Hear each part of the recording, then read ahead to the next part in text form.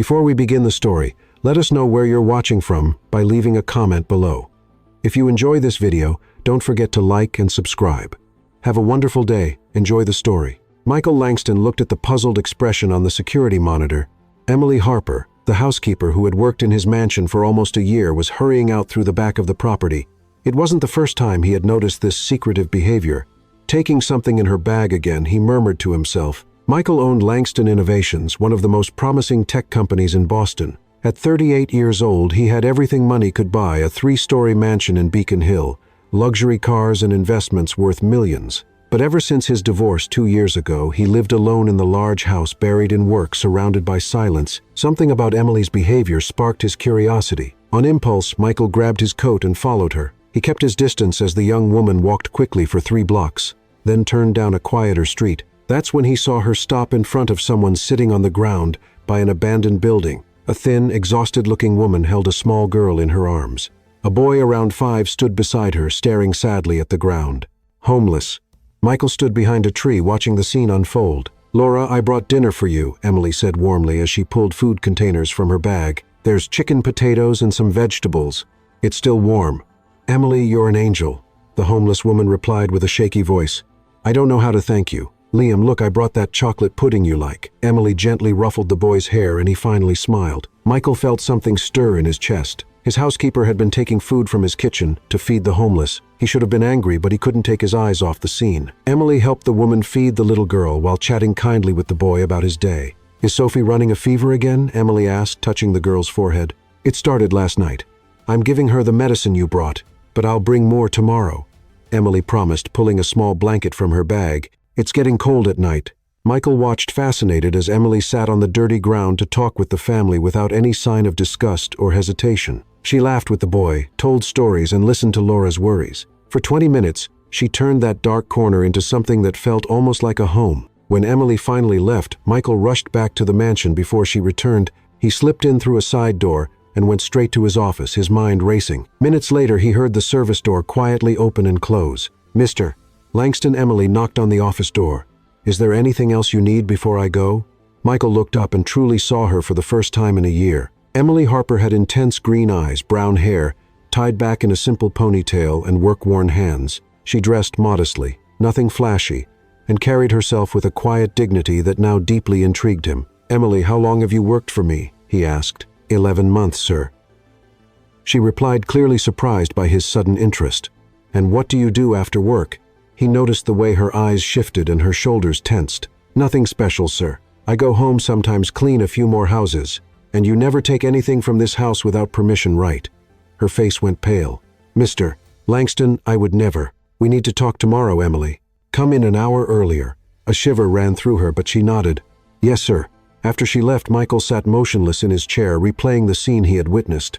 In his world of calculating executives and shallow relationships, real compassion was rare. While the phone rang insistently beside him, he ignored it, lost in the image of his housekeeper sitting on the dirty ground, sharing not just food but humanity. Emily entered her small 1-bedroom apartment in Dorchester, a working-class neighborhood miles away from Beacon Hill's luxury. The place was modest but spotless, a reflection of someone who spent her days cleaning other people's messes. "He knows," she whispered, dropping her bag onto the worn couch. "He knows about the food." A wave of panic washed over her. Losing the job at the Langston mansion would mean not being able to pay rent, and it would also mean she could no longer help Laura and her children. Emily opened the nearly empty fridge and stared at her dinner, half a sandwich and an apple. She always set aside part of her own food to go with what she brought back from the mansion. She never took anything valuable, or any money, just leftovers that would usually be thrown away.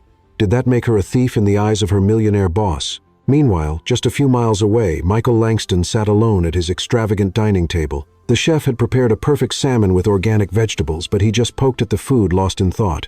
"Anything else, mister?" Langston asked Clara, the housekeeper. "Clara, what do you know about Emily, the cleaning lady?" The housekeeper looked surprised by the question.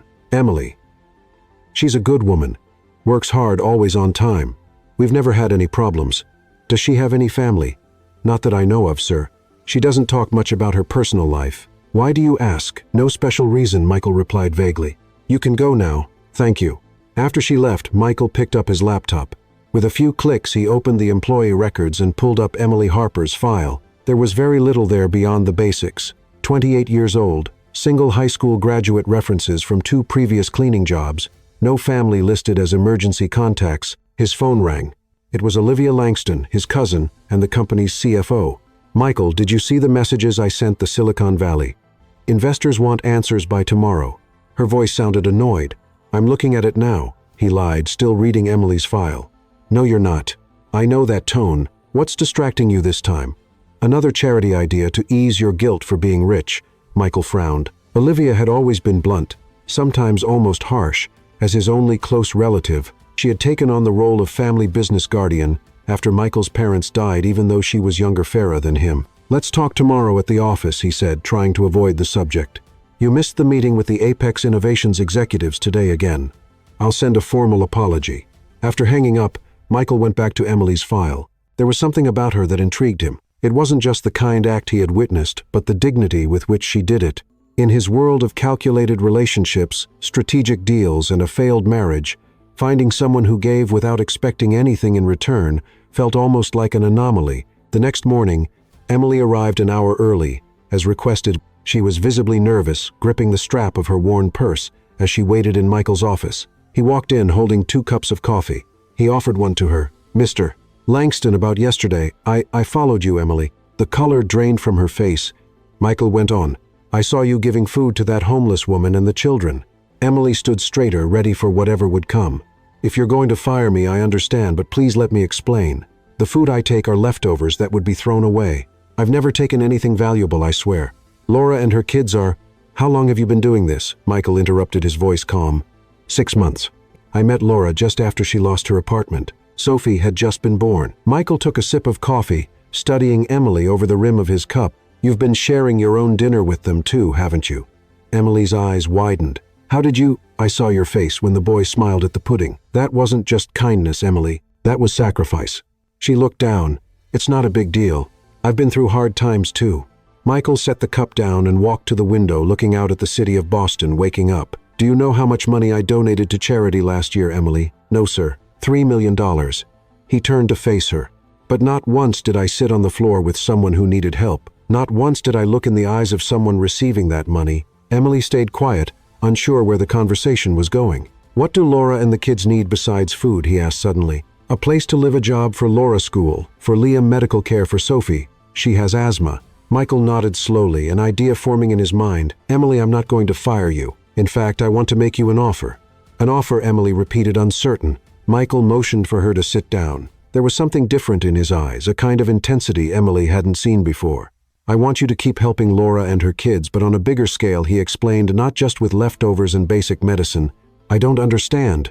"I'm offering to fund a real social project, a place where Laura and others in the same situation can get real help, and I want you to run it." Emily stared at him, speechless. "Is this a joke? I never joke about money," he replied seriously. "I'm asking you to stop being my cleaning lady and become the director of a new social project funded by the Langston Foundation." "But why? And why me? I don't have the background for something like that." Michael leaned forward, resting his elbows on his knees. "Background? You kept a family going for 6 months with leftover food and your own resourcefulness. That's more qualification than most NGO directors I know." Emily shook her head, not believing what she was hearing. "Mr. Langston, this makes no sense. You barely know my name, and now you want to give me a job running an entire project. Why? What do you get out of this?" The question hung in the air. Michael hesitated, then stood up and walked over to a picture frame turned face down on his desk. He flipped it over, revealing a photo of him with an older couple. "My parents, they built Langston Innovations from the ground up. When they passed away 5 years ago, they left me not just the company but also a legacy of social responsibility that I never really fulfilled." He paused. "My ex-wife used to say I helped people from a distance so I wouldn't have to get emotionally involved." Emily watched him closely. Michael took a deep breath before going on. 3 weeks ago, I was diagnosed. Brain tumor." Emily gasped, but Michael raised a hand to stop her. "The doctors say I have between 6 months and a year, maybe less." "Mr. Langston, I'm so sorry. I don't want your sympathy," he cut in firmly. "I want your help. Seeing you yesterday sitting on that dirty floor, really connecting with those people, it made me realize I've spent my whole life keeping the real world at arm's length." He paused. "Before I go, I want to do something that truly matters." Emily stayed silent, taking it all in. A question came to her mind. "And what if I say no?" then I'll find someone else. But I doubt I'll find anyone with your natural instinct for this. Emily stood and paced the room, trying to sort her thoughts. Finally, she turned to Michael. What exactly would my job be? First, finding a suitable place for the community center, then putting together a team developing programs. He waved his hand slightly. You understand these people's real needs better than I do. And Laura, will start with her and the kids. A place to live, medical care for the girl, school for the boy. Emily crossed her arms. Why do I feel like there's more to this than you're telling me? Michael gave a faint smile. Sharp. Yes, there's something else. He went back to the desk and picked up a folder. My cousin Olivia is brilliant when it comes to business, but she has a very traditional view of charity. She believes in one-time donations, not structural change. If she finds out about this project, she'll do everything she can to stop it. So I'll be your secret rebel. Something like that. Officially, you'll be hired as my personal assistant. In reality, you'll have full freedom to develop the project with direct access to a specific account. Emily shook her head. This is crazy. I have no experience managing anything, let alone a large-scale social project. You've got something more important, genuine empathy. The rest can be learned. He held out his hand. So do we have a deal? Emily looked at his outstretched hand, knowing her answer could change not only her own life but Laura's and many others. On one condition, she said finally, I have to stay true to myself. No pretending, no office politics. Michael nodded. That's exactly why I chose you. When they shook hands, neither of them had any idea of the storms ahead or how that simple gesture would shape their futures in ways neither could imagine. You hired your cleaning lady as a personal assistant. Olivia Langston made no effort to hide her shock. Dressed elegantly, in a navy blue suit, she stared at her cousin across the meeting room table.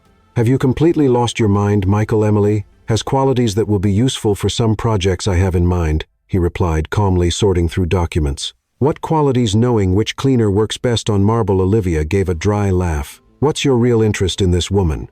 Michael looked up from the papers. You always assume the worst in people, Olivia, and you've always been far too naive. She leaned forward. Is this because of the doctor's news? Are you having some kind of early midlife crisis?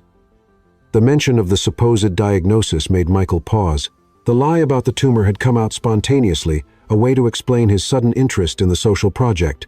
He hadn't expected the story to reach Olivia so quickly. My health is not up for discussion, he deflected. Emily will start today as my assistant, and that's final. Olivia studied him for a moment, then smiled. That calculated smile, Michael knew all too well. Of course, cousin. Your company, your decisions. She stood up gracefully. I can't wait to get to know this very special assistant better. Across town, Emily was facing her own moment of truth. A job. A real job. Laura was holding Sophie in her arms while Liam played with an old toy car a few feet away in the small park, where they had agreed to meet, yes, with a steady paycheck and everything. Emily confirmed. And there's more. I found an apartment for the three of you. This can't be real. Laura's eyes filled with tears. Who would do something like that for us?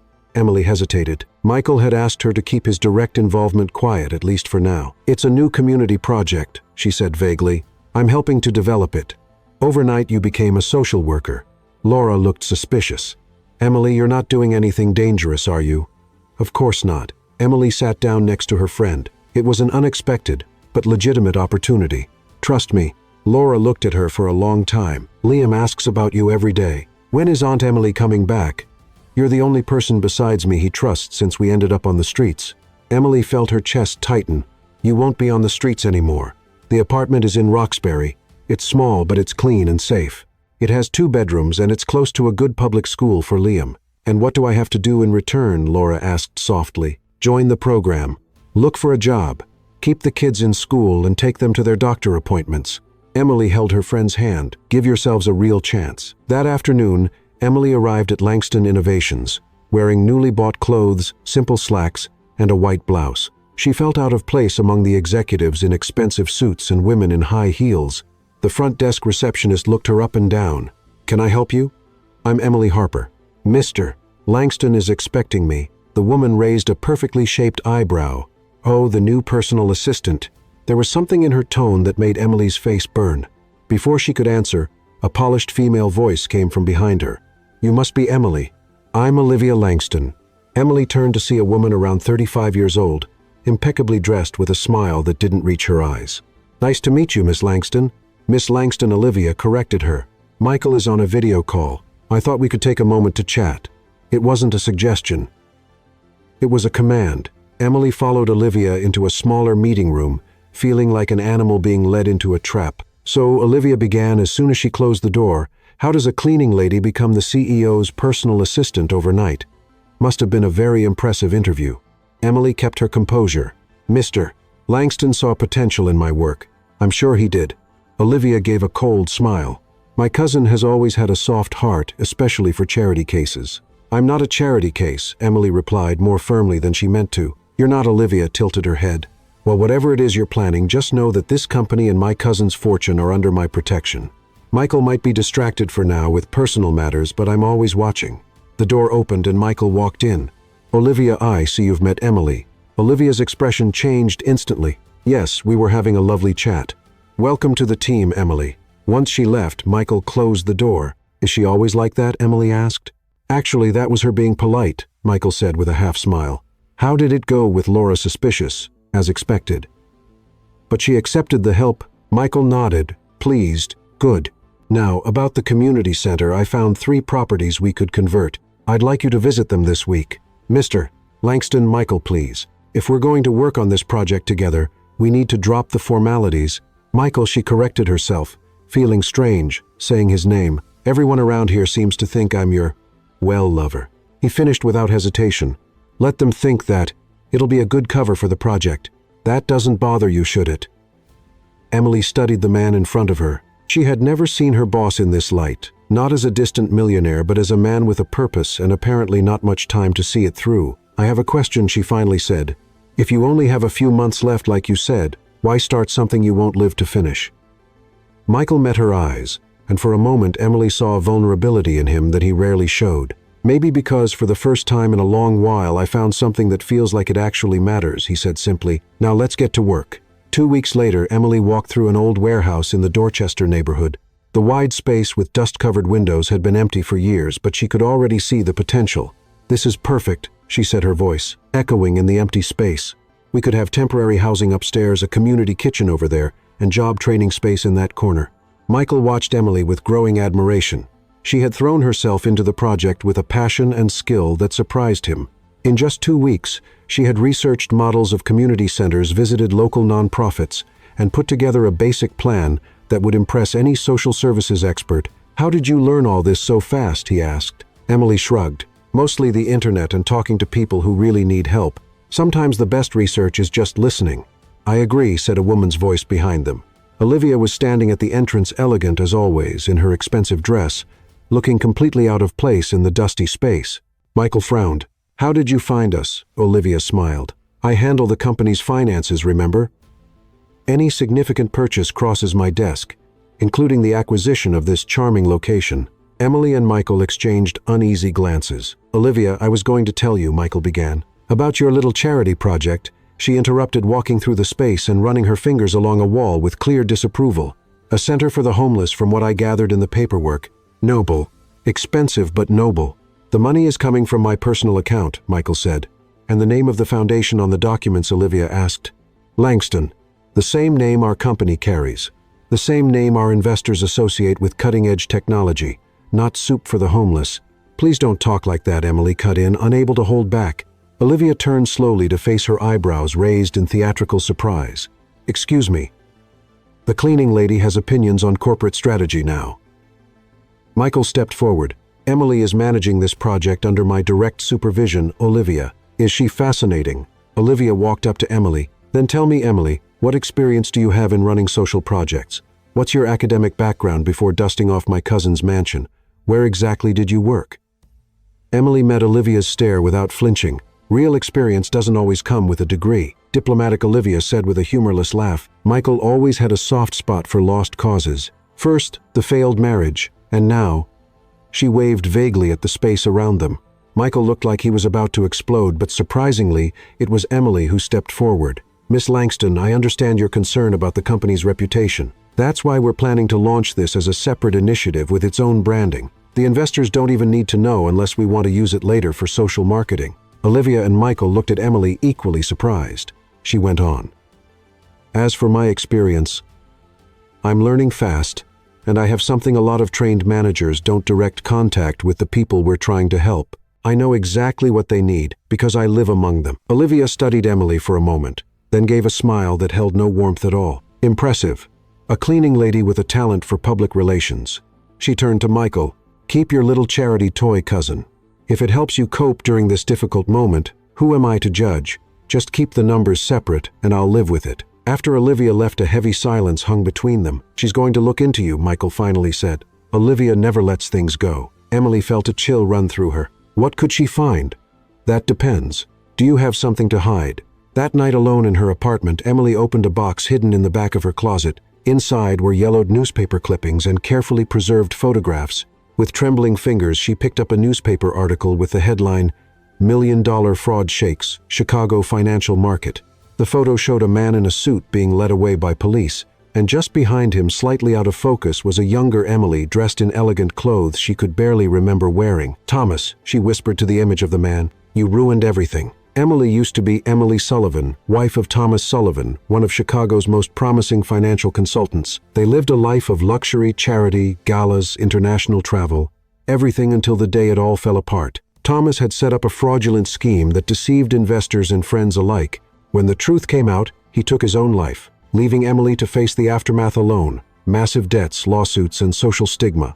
She tried to rebuild her life, changed her name, and started fresh in Boston.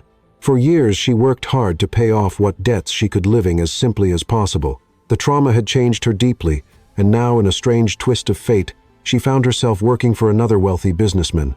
Her phone rang, snapping her out of her thoughts. It was Michael. "Emily, I need you to come to the estate tomorrow morning. I've got an idea to speed things up with the project." "Did something happen?" she asked, concerned by the urgency in his voice. "Nothing serious. I just want to make the most of the time I have." His vague reference to the supposed illness made Emily press her lips together. Even if it was for a good cause, lying about something so serious still bothered her. "I'll be there at 8. After hanging up, Emily carefully stored away the newspaper clippings. If Olivia ever found out about her past, it would ruin everything. Not just her job, but more importantly, the help that was finally starting to reach Laura and so many others who needed it. Rain was pounding against the windows of the Langston mansion when Emily arrived the next morning. Michael welcomed her into the study, which was filled with architectural blueprints and documents. "I want to speed up the warehouse renovation," he said without delay. "I hired a construction company that can finish the job in 1 month instead of 3. Emily's eyes widened. "Is that even possible?" "With enough money, almost anything is," Michael said. He seemed different, more energized, almost manic. "I also approved the purchase of the furniture and equipment you suggested. Michael, we don't have to rush. We should take our time, plan the programs properly." He slammed his hand on the table. "We don't have that luxury." Then more gently, "I don't have that luxury." Emily felt that stab of guilt again. The lie about the tumor was weighing on her more each day. "Sorry." Michael ran a hand through his hair. "I'm under pressure. Olivia's questioning every expense, and the shareholders are getting nervous about my divided focus. Maybe we should tell your cousin the truth about the center." "No." His answer was firm. "Olivia only sees success in financial terms. To her, helping people is just an expensive hobby, not a real need." A thunderclap rattled the windows, followed by a sudden blackout. The mansion was plunged into darkness. "Great," Michael muttered. "The generator should kick in any second." But it didn't. Only the occasional flash of lightning lit the room. "Looks like the backup system failed," Michael said, turning on his phone's flashlight. "I'll go check the control panel in the basement. You should stay here." "I'm going with you," Emily said. 2 sets of eyes are better than 1. The mansion's basement was surprisingly large. A maze of hallways, storage rooms, and old machinery. Using their phones for light, they made their way down the service stairs. "Never thought I'd see the great Michael Langston doing manual labor," Emily commented as he opened an electrical panel. "I grew up helping my dad fix things," he replied, surprising her. "Before the money and the tech, we were just a middle-class family with a garage full of projects. Hard to picture that." "That's because you only know this version of me, the distant executive who barely noticed the cleaning lady." Emily felt her face flush. "Well, you're definitely making up for that now." A deafening crash shook the structure, followed by the sound of something breaking. Instinctively, Michael pulled Emily close, shielding her. "Lightning," he said, still holding her. "Must have hit a nearby tree." They were suddenly very close, their faces lit only by the bluish glow of their phones. Emily's heart was racing from the shock, she told herself. "I think we can let go now," she whispered. "Right."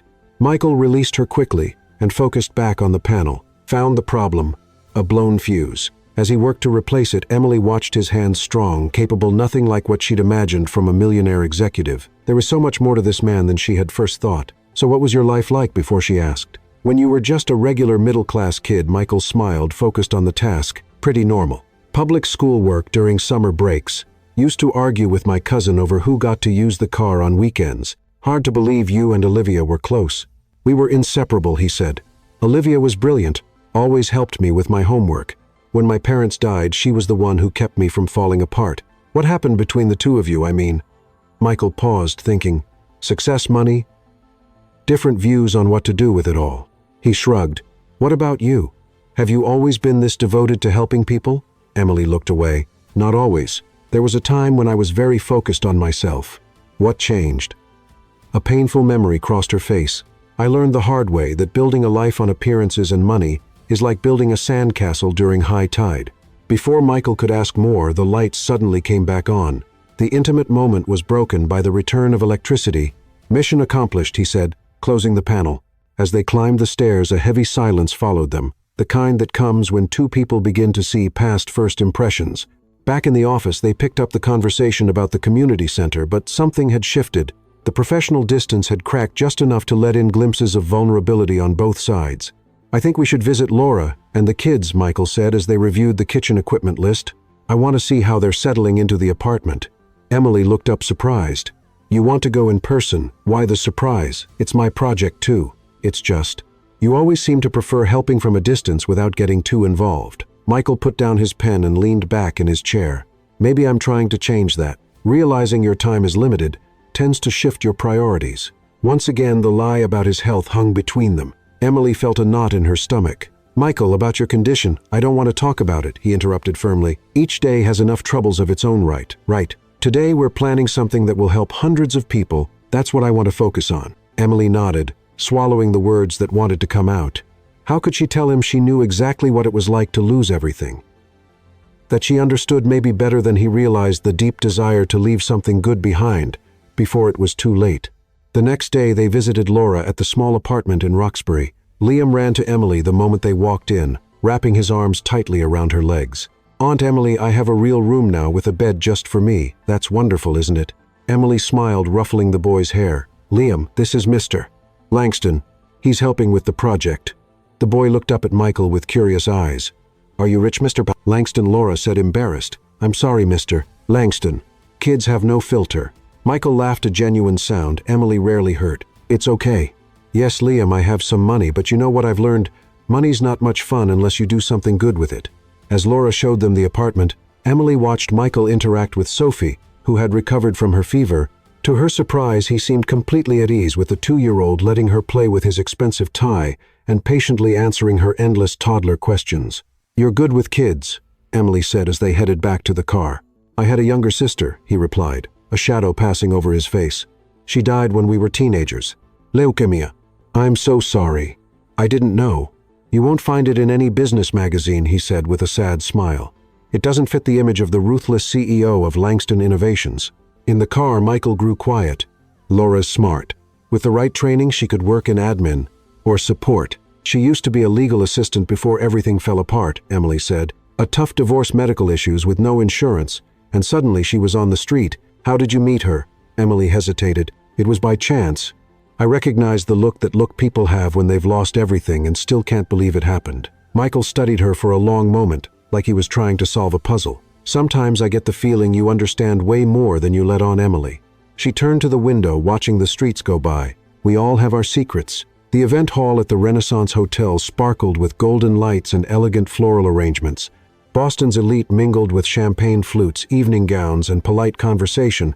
It was the fundraising dinner for the new Horizon Community Center, a name carefully chosen to leave out the Langston surname, just as Michael had promised Olivia. Emily watched the scene with a mix of fascination and discomfort. Wearing a simple black dress borrowed from Clara, the housekeeper, she felt like an outsider among so many wealthy and influential people. "Relax," Michael said as he came over and handed her a glass of water. "You're doing wonderfully. Half these people think I'm your mistress. The other half think I'm some kind of personal charity project," she muttered. "And what does it matter what they think? We're here to get donations, not win a popularity contest." Michael looked especially sharp that night in his perfectly tailored tuxedo. No one would ever guess he was carrying the weight of a terminal diagnosis because it wasn't real. Emily reminded herself with a stab of guilt. The past few weeks had been intense. The community center was taking shape quickly. Laura was already working part-time at the front desk.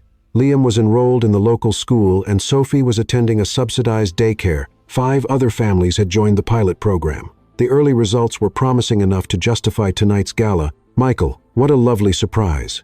A sophisticated woman approached, kissing the air near his cheek. I haven't seen you at a social event in months. Caroline, this is Emily Harper, Executive Director of the Horizon Center. The woman looked Emily up and down. Fascinating. I've always admired your knack for discovering hidden gems, Michael. As Caroline walked away, Emily sighed.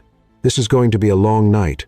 Just keep your focus, Michael said, gently touching her elbow. All of this is about making sure the center keeps going when I'm not here anymore. The memory of the lie weighed on her again. Emily was about to say something when Olivia appeared stunning in a red dress. Cousin Olivia said with a smile, I have to admit I'm impressed. This event is far more elegant than I expected. Emily planned the whole thing, Michael replied. Olivia turned to Emily with a sharp smile. Hidden talents everywhere, it seems. First a housekeeper, then a personal assistant, now an event planner. I just did my job, Emily replied politely. Of course. Olivia took a sip of her champagne. Michael, the Andersons want to discuss that investment. Do you mind? As Michael walked off with Olivia, Emily took the opportunity to look around the room. Bankers, business people, local politicians, all there to attach their names to a noble cause without necessarily understanding the reality of the people they claimed to help. Miss Harper, a waiter approached. There's a phone call for you. They said it's urgent. Out in the hotel lobby, Emily answered the phone, worried. It was Laura, sounding panicked. Emily, someone's here asking questions about you. A very well-dressed woman. She says she works for a background check agency. Emily felt her blood run cold. What exactly did she ask? How we met? How long I've known you? And then she started showing pictures, old pictures of you, Emily, from Chicago. Laura, don't talk to anyone else. I'm coming right now. As she hung up and turned around, she found Olivia standing behind her, a triumphant smile on her face. Trouble in paradise, Emily. Or should I say Emily Sullivan. The world seemed to stop. You sent someone to Laura. Basic due diligence, Olivia said with a shrug. Did you really think I'd let a total stranger manipulate my cousin and threaten our company without finding out who she is, especially someone with such an interesting past? It's not what you think. No, Olivia raised a perfectly shaped eyebrow. Wife of one of Chicago's biggest financial criminals, living under a false name planted inside the home of one of Boston's wealthiest men. It sounds exactly like what I think. I had nothing to do with Thomas's crimes. Easy to say now. Olivia glanced at her diamond watch. In exactly 10 minutes I'll be on that stage thanking everyone for coming. After that I'll be making an important announcement about certain irregularities found in the project. Panic surged in Emily's chest. Olivia, please. This project is helping real people. Don't destroy it out of revenge. Revenge. Olivia let out a laugh. This is business, dear. I'm protecting the Langston family's interests, just like I always have. She stepped closer and whispered, Michael has been emotionally vulnerable since the diagnosis. You saw an opening and took it. Classic setup. There is no diagnosis, Emily said quietly. Michael made up the tumor. Olivia blinked, momentarily thrown off. What, he lied about being sick to justify the project? He's not dying. For a moment, Olivia looked genuinely shocked. Then her face hardened. Even worse, you both lied to manipulate everyone. She adjusted her evening bag. 10 minutes, Emily. I suggest you use that time to say goodbye to your little project. As Olivia walked away, Emily rushed back into the ballroom, desperately scanning the room for Michael. She found him speaking with a group of potential donors. Michael, we need to talk now. He picked up on her urgency right away. Excusing himself from the group, he followed Emily to a quiet corner. Olivia knows everything, Emily said quickly. About my past in Chicago. About your fake diagnosis, all of it. She's going to expose everything in 10 minutes.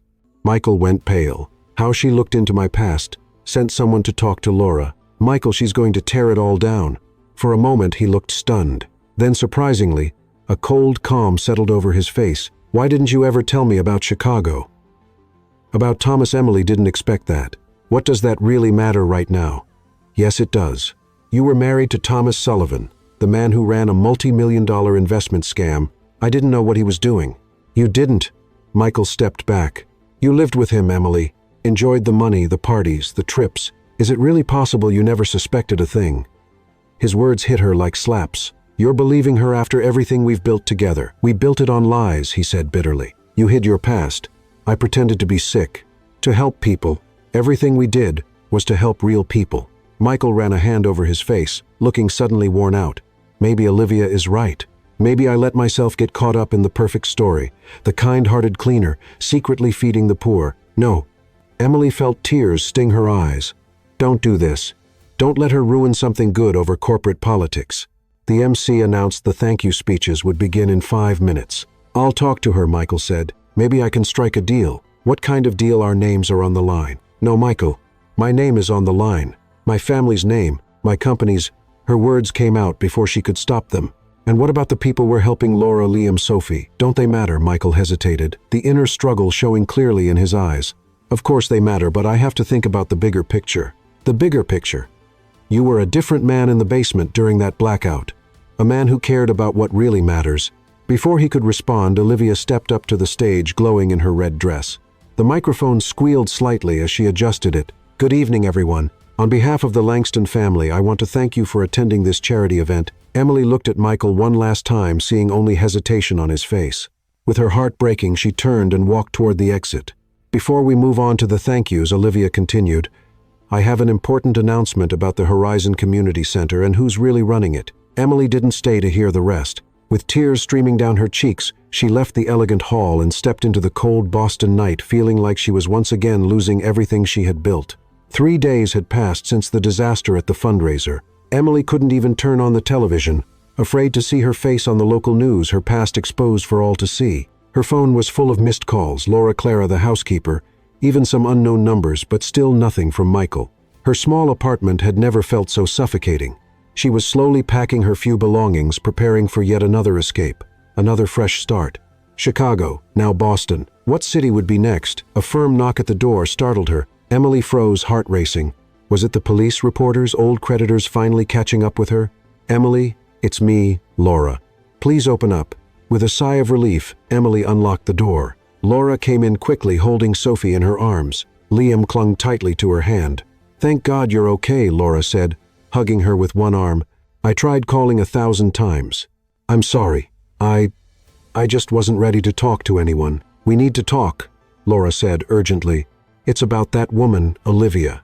Emily felt her stomach drop. She's been with you again, not exactly. Laura sat Sophie down and pulled a crumpled envelope from her bag. She sent a private investigator who showed me this.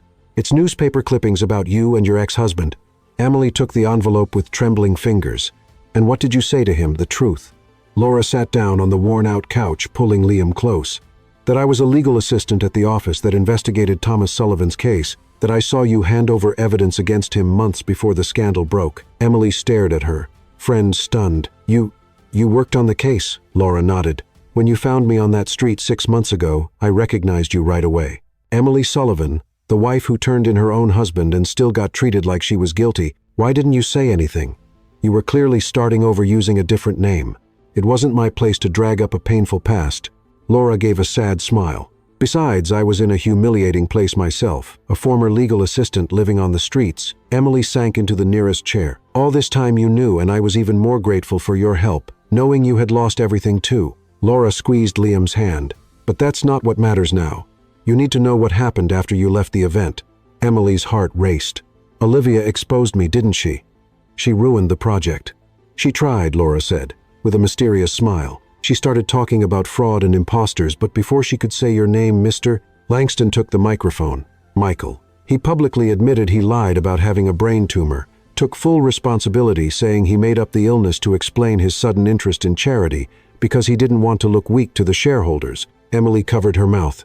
He confessed completely, and then to everyone's shock, especially his cousins, he announced he was donating $30 million of his personal fortune to permanently fund the Horizon Center. Laura shook her head, still amazed. The room exploded in applause. Olivia looked like she was about to faint. And what about me? He said the project director had to step away for personal reasons, but that your work had been essential. He didn't mention anything about your past. Emily could hardly believe it. Michael had protected her. Even after learning the truth, he had saved the project even at the cost of his own reputation. That's not all, Laura went on. Yesterday, the investigator came to my apartment again. He said Olivia Langston wanted to meet with me personally. And did you go with Liam and Sophie? Yes. I thought she wanted more dirt to use against you, but... Laura paused. She wanted to confirm my story about you turning in your husband, about you being innocent. And I showed her documents I kept from that time, statements, dates. I proved you tried to expose Thomas months before the scandal, but no one believed the gold-digging wife.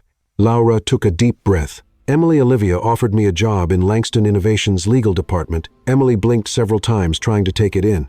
What she said she needed someone with verifiable integrity to oversee legal compliance on the project. I start Monday. Laura gave a nervous smile. Full salary benefits, corporate daycare for Sophie. The pieces started to come together in Emily's mind. Michael hadn't just taken the blame publicly. He was rebuilding the project with or without her. And the Horizon Center, she finally asked, it's moving forward. Renovations are underway, and new families are being interviewed. Laura hesitated. They're looking for a new director, Emily. Mr. Langston keeps asking about you. A lump rose in Emily's throat. He knows how to find me. He thinks you don't want to be found. That's what he told Olivia right in front of me. If Emily wants to come back, the door is open. If she'd rather start fresh somewhere else, I'll respect her choice. Liam, who had been quiet the whole time, tugged at Emily's sleeve. Aunt Emily, are you leaving? Please don't. Looking into the boy's worried face, Emily felt her defenses crumble. For years, she had run from her past, hiding behind a new name, a new city, an anonymous life. She had helped Laura and the kids quietly, always keeping her distance. But now, for the first time, she had a chance to face the truth and maybe still be accepted. What do you think I should do, Laura? Her friend smiled. I think you already know the answer. The next morning, Emily took a deep breath before walking into the Langston Innovations building. The front desk security guard, who used to ignore her when she was just a cleaning lady, now watched her with curiosity. I have a meeting with Mr. Langston, she said, surprised by the firmness in her own voice.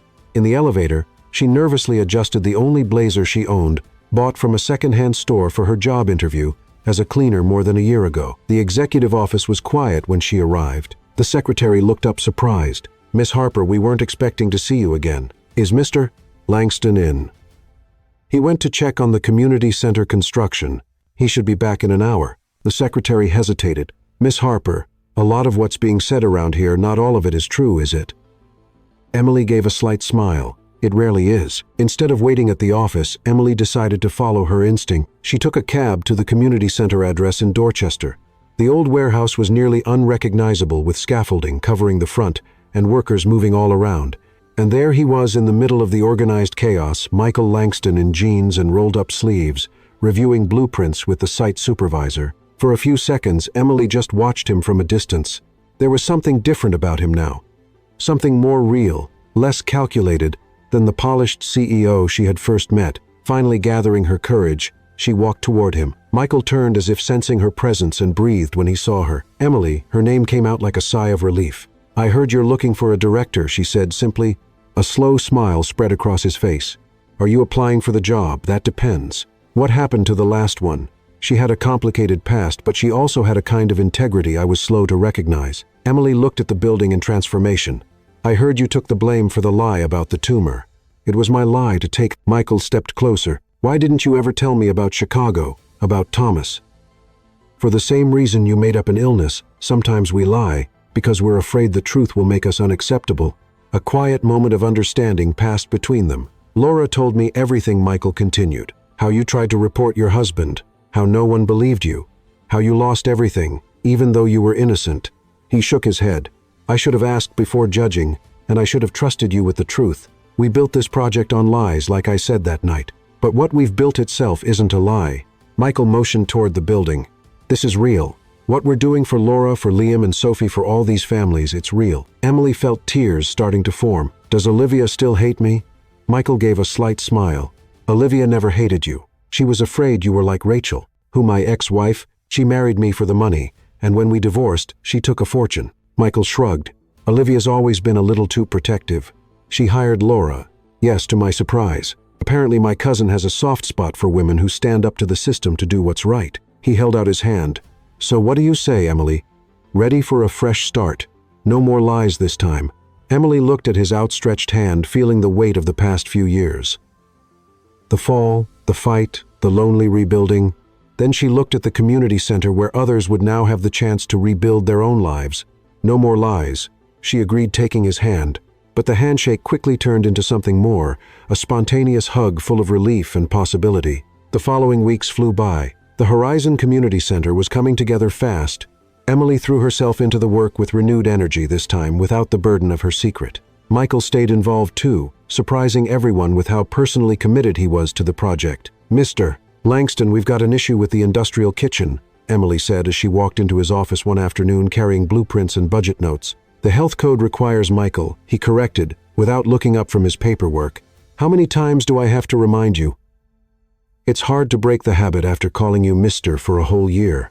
He finally looked up at her, a playful smile on his lips. "You look different." "I went to the salon," Emily said unconsciously, touching her freshly cut hair. For the first time in years, she had allowed herself a small luxury. "Laura talked me into it." "It suits you, less hidden." The casual comment struck a chord. That was exactly how Emily had been feeling in recent weeks, less hidden. Her real name had quietly been restored on official documents, lifting the constant fear of being found out. "Speaking of Laura," she continued quickly, "she's adjusting really well in the legal department. Olivia seems impressed." "Olivia is more impressed with you," Michael revealed. "She'll never admit it out loud, but she respects your resilience." Emily smiled, a little surprised. Her relationship with Olivia had gone from open hostility to a sort of cautious respect. The truth about her past had ironically created an unexpected connection. They both understood the cost of protecting what they valued. So the kitchen, Emily got back on track, spreading the plans out on the table. "We need to make a change to the original layout." As they went over technical details, Emily couldn't help but notice how their dynamic had changed. They were no longer boss and employee, or even benefactor and beneficiary. They were working as equals, each bringing their strengths to the table. That evening, almost everyone had already left when Emily finally shut down her computer. To her surprise, Michael appeared at the door of her new office. "Still here. It's almost 9. "I could say the same to you," she said with a yawn. "Some things never change. You're still the last one out." "Actually, I was waiting for you." He looked strangely nervous. "I thought we could have dinner to go over the project, of course." Emily studied his face for a moment. Of course, the project. The restaurant Michael picked was elegant but not flashy, a place where they didn't feel out of place in their work clothes. During dinner, they talked about the community center, the new families chosen for the program, the vocational courses starting next month. But eventually, as expected, the conversation turned more personal. "You never told me exactly what happened," Michael said gently. "In Chicago," Emily played with her napkin, gathering her thoughts. "The short version, I married young to a charismatic man who seemed to have the world at his feet. Thomas was brilliant with money, or so everyone thought, including you. For a while, yes. He gave me everything I thought I wanted: status, comfort, security." Emily took a sip of water. "But then, I started noticing things that didn't add up. Numbers that didn't match investors who seemed too nervous. I confronted Thomas and he swore it was just aggressive strategy, nothing illegal. But you didn't believe him. Something felt off. I started digging, collecting documents. When I realized how big the fraud was, I was horrified. People had trusted him with their life savings." Michael listened closely as she went on. "I took the evidence to a law firm that specialized in financial fraud. That's where Laura worked. But Thomas had powerful connections, and somehow he found out what I was doing. He managed to convince everyone I was trying to blackmail clients, maybe even frame him for something he hadn't done. And no one believed you. I was the ambitious wife who enjoyed the money.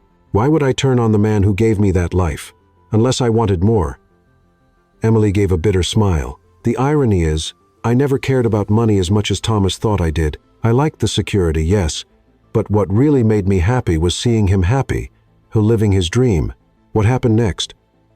"When the fraud finally came to light months later, Thomas couldn't take the pressure. He took his own life before he could be arrested." Emily took a deep breath. "Suddenly, I was the widow of a con man assumed to be his accomplice.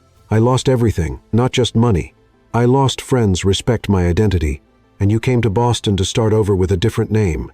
"Yes, I was tired of being Emily Sullivan, the suspicious widow. I just wanted to be no one, I guess." Michael reached across the table and placed his hand over hers. "You were never no one, Emily, not even when you were quietly cleaning my house." His touch was warm and comforting. Emily didn't pull her hand away. "Your turn," she said. "Why did you make up having a tumor?" Michael leaned back in his chair, keeping his eyes on hers. "The truth, I was improvising. I needed something dramatic to explain why I suddenly cared about doing good, not even to myself." "Why did you need a reason?" "Because men like me don't do charity out of pure kindness. We do it for tax breaks, for marketing, to ease our guilt about being privileged." He shrugged. A terminal diagnosis explained everything. No one would question a man trying to make peace before he dies. That's cynical. It's realistic.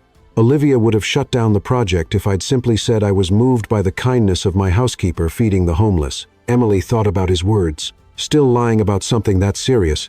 It was wrong. I know. Michael seemed genuinely sorry. I realized it when Olivia found out the truth. The lie stained something that was supposed to be purely good. And now, without the lie as an excuse, why are you still moving forward with the project? Michael looked her in the eyes. Because I met you, Emily. You showed me that helping others doesn't have to be a distant transaction. It can be personal, meaningful, even life-changing. Dinner went on late into the evening, their conversation flowing easily from professional topics to personal ones. When they finally left, a light rain had started to fall. My driver can take you home, Michael offered. That's not necessary. I can take the subway. At 11 at night, Emily smiled, picking up on the protective tone. I can take care of myself.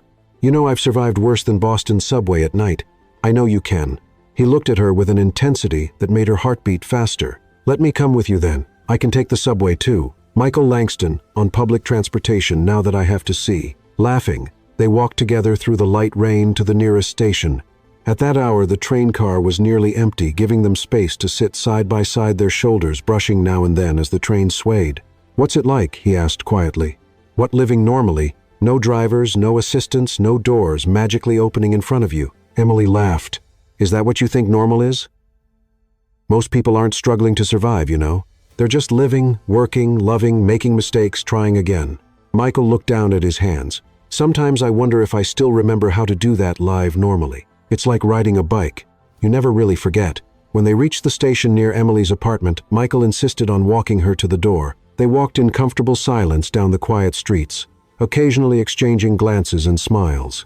Well, this is it, she said, stopping in front of the modest building. Michael began, more hesitant than she'd ever seen him. Maybe I'm reading this wrong, but you're not, she interrupted gently. For a moment they just stood there, light rain falling on them, time hanging between who they had been and who they might become. Then Michael touched her face softly, leaning in for a kiss that was tender and almost shy. Emily closed her eyes, letting herself fully feel that moment, the first in a long time, where she wasn't running, hiding, or protecting herself. When they pulled back, both smiled, a little surprised, a little nervous, completely sincere. This complicates things, Emily murmured. Or maybe it makes things simpler, he replied, brushing a damp strand of hair from her face. Good night, Emily. Good night, Michael. As she watched him walk away, Emily felt a strange mix of fear and hope. She had learned the hard way that trusting powerful people was risky. But Michael wasn't Thomas, and she was no longer the naive young woman she once was. For the first time in years, Emily allowed herself to imagine a future that wasn't only shaped by her past, but by the possibilities of the present. The Horizon Community Center was almost ready for its grand opening. The freshly painted walls, new furniture, modern equipment, it was all coming together day by day. In the 3 months since the charity event, the project had grown beyond their initial expectations. 8 families were already living in subsidized apartments.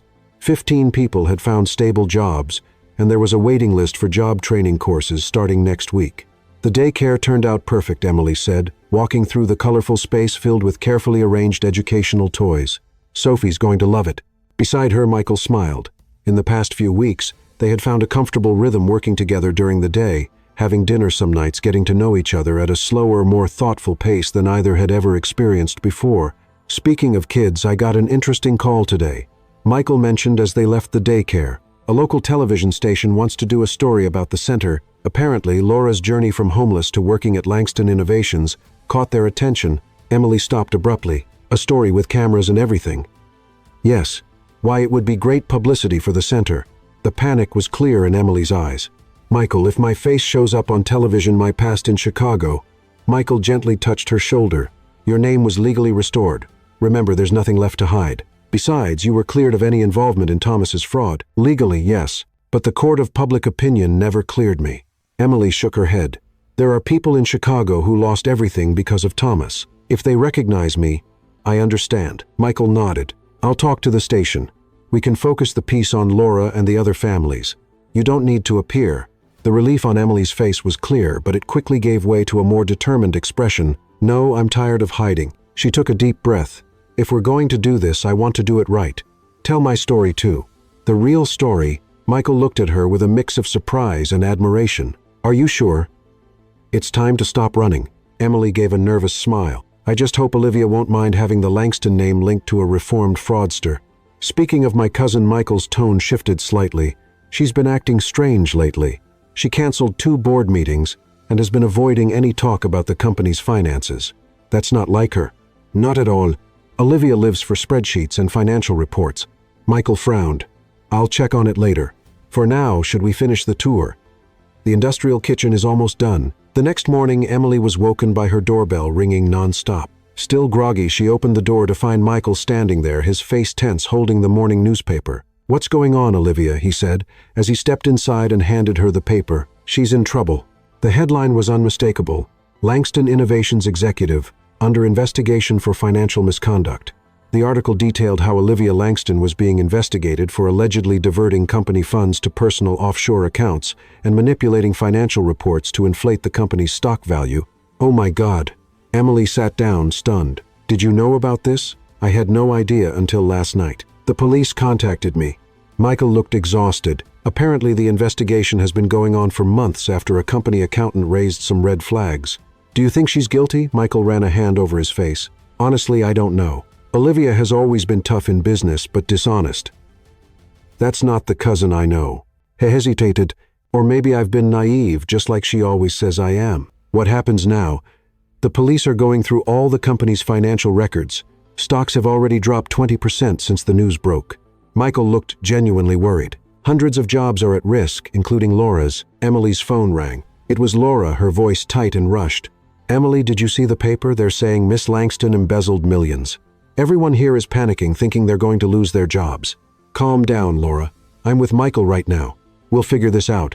There's more, Laura continued, lowering her voice. I overheard some executives talking. They're suggesting you might be involved because of your past in Chicago. What Emily felt a chill. How is that even possible? I never had access to the company's finances. They're hinting the Horizon Center could be a front for laundering money, that you and Olivia might be working together. Michael, who was listening in on the other line, jumped in. That's absurd. Olivia was against the project from day one. I'm just telling you what I heard, Mr. Langston. And one more thing, the interview with the local television station has been canceled. They want to wait until the Langston situation is cleared up. After hanging up, Emily and Michael exchanged worried glances. This is a nightmare, she whispered. I'm being tied to yet another financial scandal. I won't let that happen, Michael said firmly. I need to talk to Olivia, hear her side of the story. Will she even see you, if she's guilty? Olivia might be a lot of things, but she'd never run from a confrontation. That afternoon, while Michael tried to reach his cousin, Emily went to the Horizon Center to reassure the staff. The mood was tense. Many of them had experienced financial instability before, and the thought of losing their new jobs was frightening. Nothing is going to happen to the center, Emily said during an impromptu meeting. The project's funds are separate from Langston Innovations, held in an independent foundation. But wasn't Miss Langston also overseeing those funds? One of the instructors asked. Emily hesitated. It was true that Olivia, as part of her recent cooperation with the project, had taken on oversight of the foundation's finances, mostly to reassure investors rather than out of necessity. We'll go over every account, but the funding for this year is already secured, she replied, trying to sound more confident than she felt. When Emily returned to her office, she found a surprise. Olivia Langston was sitting in her chair, elegant as always despite the dark circles under her eyes. Olivia, what are you doing here? Hiding from the press, she said with a humorless smile. Ironic, isn't it? Seeking refuge in the one place I tried to shut down. Emily carefully closed the door. Michael is looking for you. So is the police. I know. I'll speak to them soon. Olivia glanced around the modest office. You've done a good job here, Emily. Better than I expected. Olivia, what's going on? Are the accusations true? The executive let out a deep sigh. Not the way they're being reported. Yes, I moved some funds. Yes, I altered a few reports, but not for personal gain. Then what for? To save the company? Olivia stood up and walked over to the window, looking out over the courtyard, where children played under supervision. 2 years ago, Langston Innovations was on the brink of collapse. Michael was deep in depression after his divorce, barely paying attention to the business. New competitors were popping up faster, more innovative, and you stepped in. Someone had to. I made hard decisions, some right at the edge of legality, but all to protect our family's legacy. She turned to face Emily. The problem is, once you start bending the rules, it gets harder and harder to stop. Just then, the door swung open, and Michael walked in, his face a mix of relief and anger when he saw his cousin. Olivia, the whole city's looking for you. Michael, she remained surprisingly calm. I was just explaining to Emily how we ended up here. Then explain it to me too, he demanded, shutting the door. The chief accountant is cooperating, with the authorities showing transactions I never approved. Millions of dollars, Olivia. To save your company, she replied coldly. While you were mourning your failed marriage, I kept everything running. When we were desperate for capital, I came up with solutions. Illegal solutions. Necessary solutions. Olivia raised her voice for the first time. You think that Silicon Valley investment appeared out of nowhere, or that the government contracts came just because we smiled nicely, she shook her head. Someone had to get their hands dirty. Emily watched the exchange, a troubling feeling growing inside her. The justifications, the financial manipulation for a supposed greater good, it reminded her too much of what Thomas had done.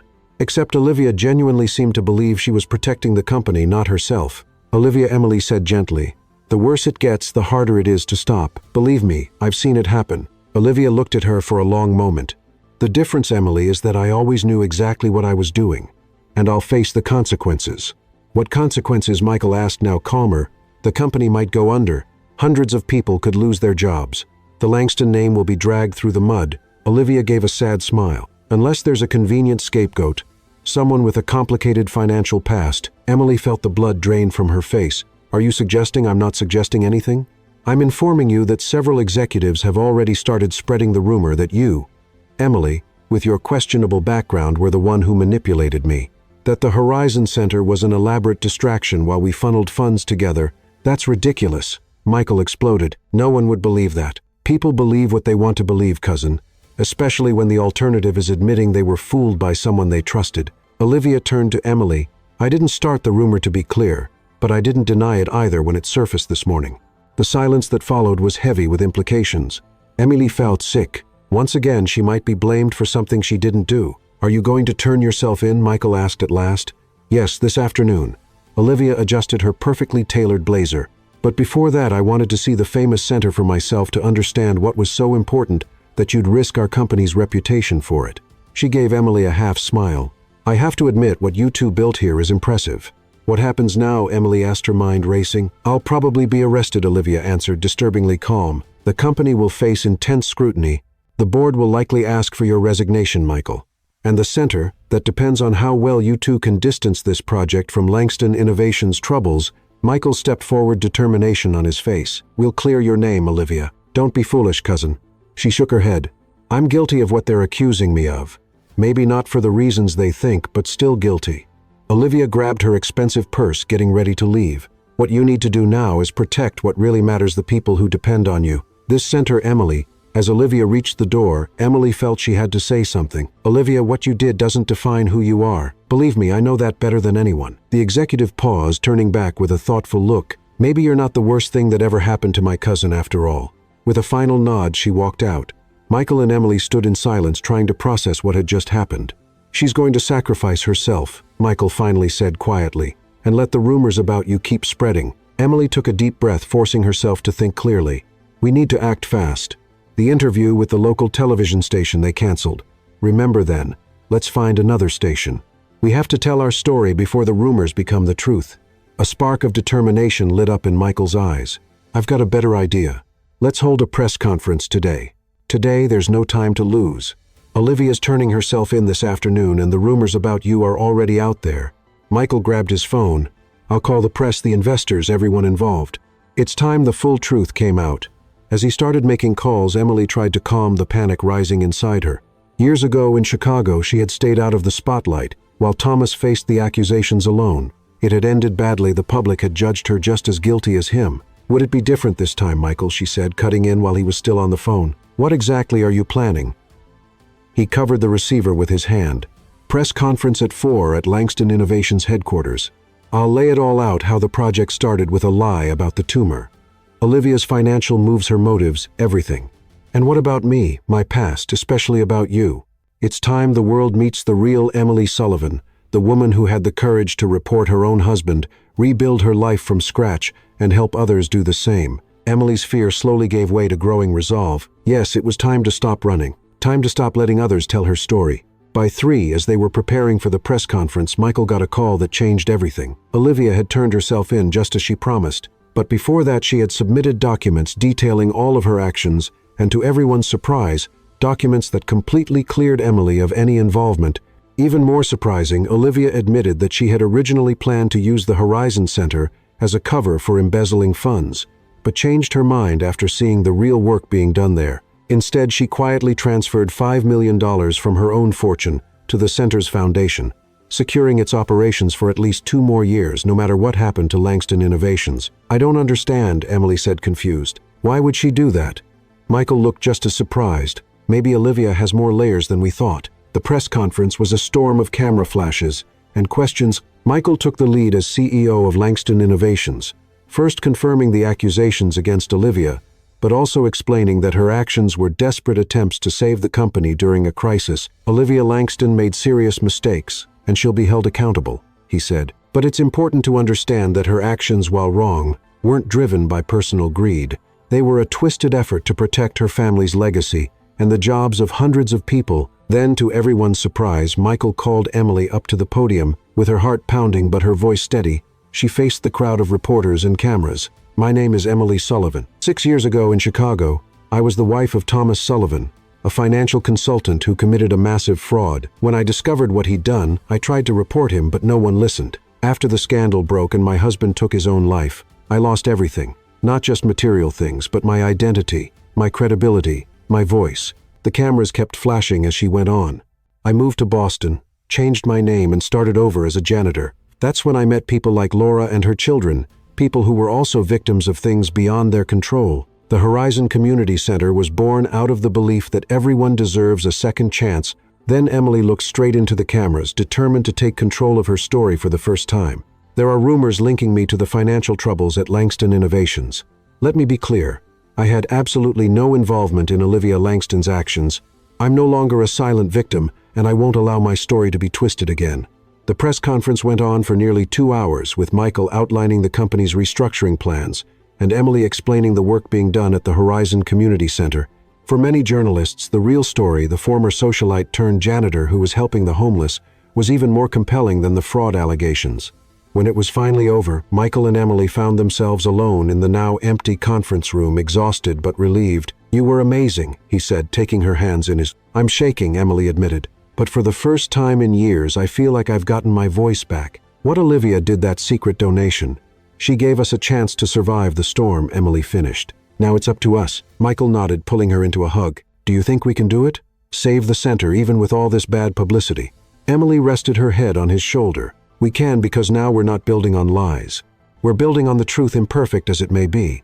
That night, as they headed home, they both knew tough days lay ahead.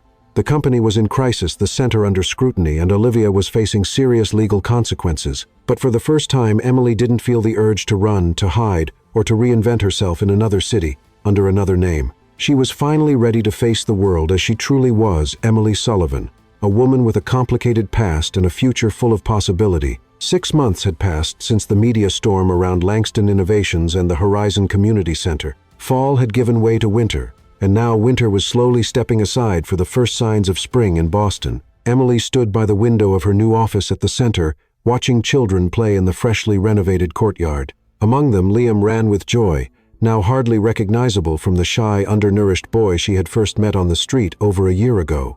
Sophie, nearly 3, proudly showed off her colorful rain boots to the other kids.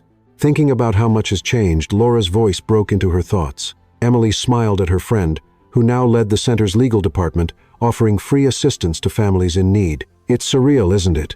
Sometimes I wake up thinking I'm still in that tiny apartment worried about late rent." Laura nodded, fully understanding. "And sometimes I still jump at noises outside, afraid someone's going to steal what little we have." She looked out at her kids playing freely. "I'll never be able to thank you enough for everything you've done." The fallout from the financial scandal had been intense, but surprisingly different from what they had feared. After the press conference, Emily's story, her fall from grace in Chicago, her life as a janitor, and her devotion to helping others, captured the public's imagination. What could have been another devastating scandal turned into a story of redemption and second chances. Olivia had pleaded guilty to multiple charges and received a 5-year sentence reduced to 3 for cooperating with authorities. She was now serving her time in a minimum security federal prison where, ironically, she had started a program teaching financial and business skills to fellow inmates. Langston Innovations survived, though it was smaller and restructured. Michael had surprised the board by announcing he would split his time between the company and the Horizon Center, something unthinkable for the once single-minded executive. The new group of families arrives tomorrow, Laura said, checking her calendar. 5 families, 12 kids in total. Are we ready? Are the apartments furnished? All set, thanks to the weekend volunteers. Laura paused briefly. Emily, did you see today's paper? I haven't had the chance yet. Why? Laura pulled a copy from her bag. Olivia gave an interview from prison. Emily took the paper and quickly found the article. To her surprise, Olivia had spoken at length about the Horizon Community Center, calling it the most meaningful legacy of the Langston family, and encouraging other companies to invest in similar initiatives. She really has changed, Emily murmured, moved. People can surprise you, Laura said with a smile, like a certain cleaning lady who changed so many lives. After Laura left, Emily returned to the window thinking about the incredible journey of the past few months. The Horizon Community Center hadn't just survived the scandal, it had thrived. The unexpected publicity brought in new donors, volunteers, and even opportunities to replicate the model in other cities. Her phone rang.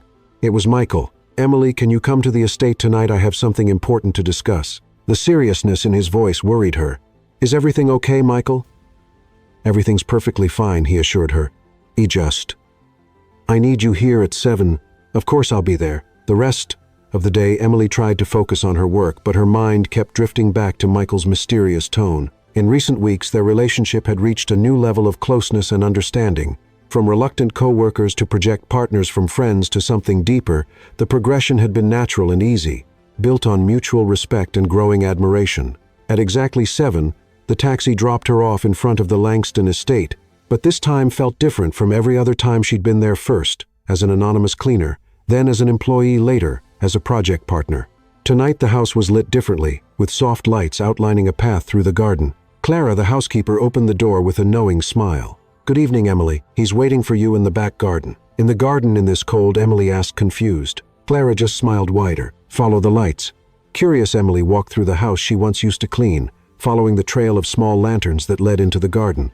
When she opened the back door, she caught her breath. The garden, usually formal and a bit stiff, had been transformed. Hundreds of tiny lights hung from the trees, creating a magical starlit effect. A path of white rose petals led to the central gazebo, now wrapped in flowers and more lights.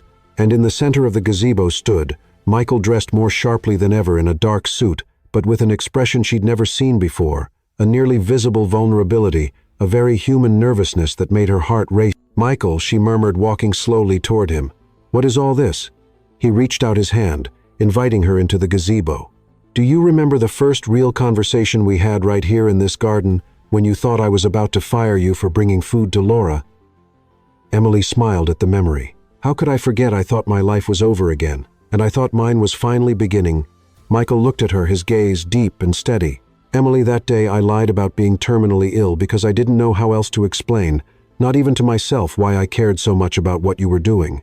Why that simple act of kindness touched me so deeply. He took her hands, his touch, gentle but steady. Now I understand. You showed me a world beyond my own, a world where people truly care about one another, where second chances are real, where value isn't in what we own but in what we give. Emily's eyes began to sting with unshed tears as Michael went on. These past few months have been the hardest and somehow the most meaningful of my life. Olivia in prison, the company in crisis, the center under pressure, and still all I can think about is how grateful I am for that moment. A year ago, when I decided to follow my cleaning lady to see what she was hiding. Then, to Emily's complete surprise, Michael knelt down in front of her, pulling a small velvet box from his pocket. Emily Sullivan, you taught me the meaning of courage. The courage to start over, to help others, even when you were barely holding on yourself, to face your past instead of running from it. You showed me that real wealth isn't measured in dollars, but in lives changed. He opened the box, revealing a delicate ring, not flashy or extravagant, but elegant in its simplicity. A sapphire surrounded by small diamonds. The blue reminds me of your eyes that first day when you stood up to me after I found out about the food, he said with an emotional smile. Emily Sullivan, would you give me the honor of sharing not just a social project but a whole life? Will you marry me? Tears finally spilled down Emily's cheeks. The journey that had brought her to this moment flashed through her mind. The fall in Chicago, the anonymous years of struggle, the constant fear of being exposed, and then somehow finding understanding, acceptance, and love in the most unexpected place. Yes, she answered, her voice choked with emotion. Yes, Michael Langston, I will marry you. When he slid the ring onto her finger and stood to embrace her, Emily felt like the circle had finally come full. The cleaning lady, and the millionaire, both changed by a chance encounter and the courage to see beyond appearances. The kiss they shared under the sparkling gazebo lights sealed a promise that went far beyond words, a promise of a life built not on convenient lies or carefully maintained appearances, but on truth, compassion, and a shared purpose. The Horizon Community Center had never looked so full of life as it did that spring afternoon. The freshly painted walls were decorated with simple flowers and soft lights. The large hall usually used for classes and training had been transformed into a warm, intimate wedding space. Nervous Laura asked, adjusting the simple yet elegant white dress Emily had chosen for the big day. "Strangely, no," Emily replied with a calm smile. "It feels right." Choosing to hold the wedding at the center had been an easy and unanimous decision. That space represented everything they valued and the journey they had taken together. The guests weren't Boston's social elite, but an unexpected and meaningful mix, families helped by the center staff members, a few Langston Innovations executives, Clara the housekeeper, and even surprisingly, Olivia Langston, who had received special permission to attend. Escorted by discreet guards, Liam, now 6 years old and dressed in a tiny suit that made him adorably uncomfortable, came into the makeshift bridal room. "Aunt Emily," he called out with serious urgency, "it's time. Uncle Michael looks like he's going to faint from nerves."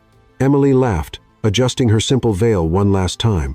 Laura hugged her tightly before leaving to take her place as maid of honor. "Thank you for everything," Emily whispered. "No thank you," Laura replied with emotion, "for giving us a real life." The small hall grew quiet as the doors opened. There would be no dramatic entrance or elaborate wedding march, just Emily walking in alone, representing her independent journey to the man waiting for her at the simple altar. Michael stood there, more handsome than ever in his tuxedo, but what truly caught Emily's attention was his expression, a mix of awe, love, and deep gratitude that made her heart swell. The ceremony was simple and deeply personal. They had written their own vows, reflecting the extraordinary path that had brought them there. Michael began, his voice steady, despite the emotion in his eyes. "When you came into my life, I was an incomplete man, rich in possessions but poor in real connections.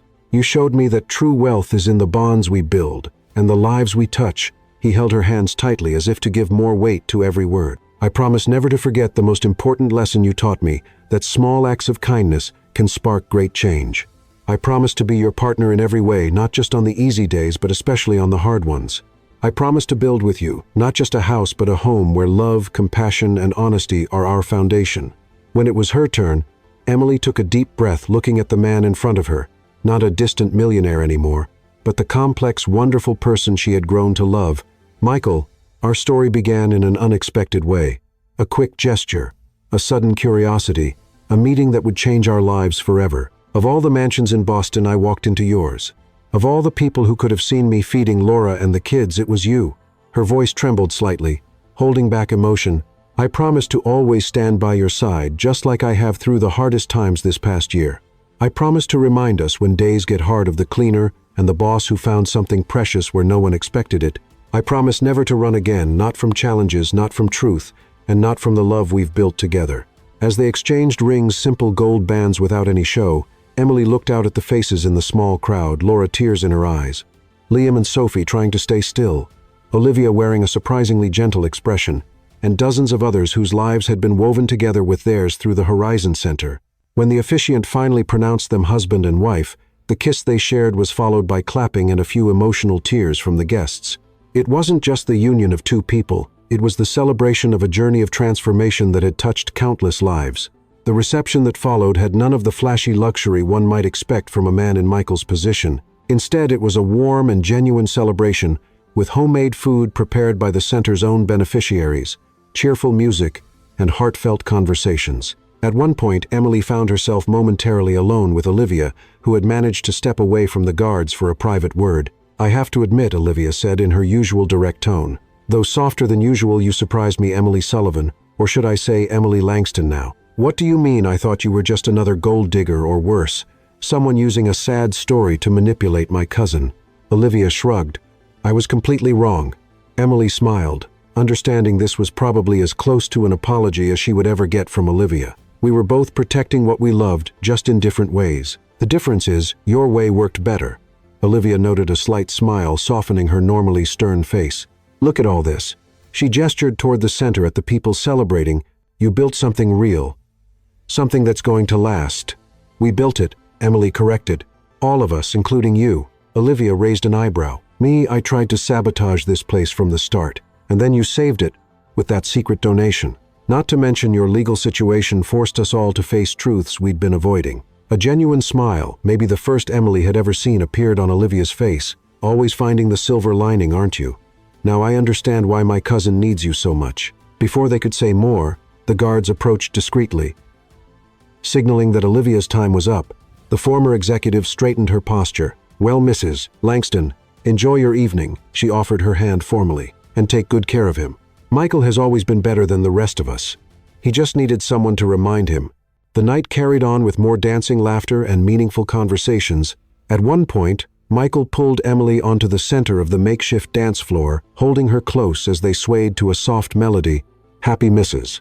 Langston, he murmured against her hair. More than I ever thought possible, she replied, resting her head on his shoulder. Looking around, Emily saw Laura dancing with Liam on her feet, saw Sophie fast asleep in the arms of one of the daycare staff, saw former homeless residents chatting happily with Langston Innovations, executives, worlds colliding and blending in ways that once seemed impossible.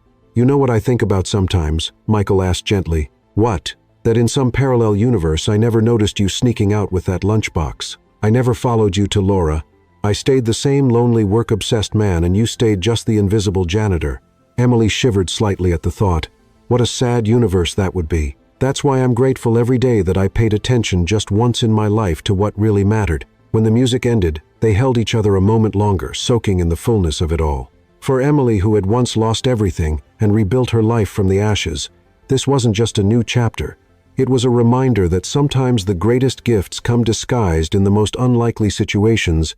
For Michael, who once had everything money could buy but never found true connection, it was the culmination of a journey that began with a simple moment of curiosity, following his janitor to see what she was hiding in her bag.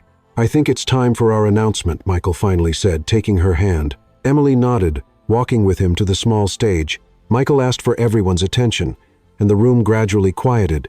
First, we want to thank every one of you for being here. Today is meaningful, not just because of our wedding, but because it represents the coming together of two worlds that in the past rarely met in any real way. Emily looked at her new husband's face, open, sincere, so different from the distant and guarded CEO she had first met. Emily and I have a special announcement, he continued. Starting today, along with the services we already offer, the Horizon Community Center will be expanding. We're launching the New Beginnings program, which will provide full scholarships to children and young people in vulnerable situations and offer job training and employment opportunities for adults. A wave of excitement spread through the room as Michael went on.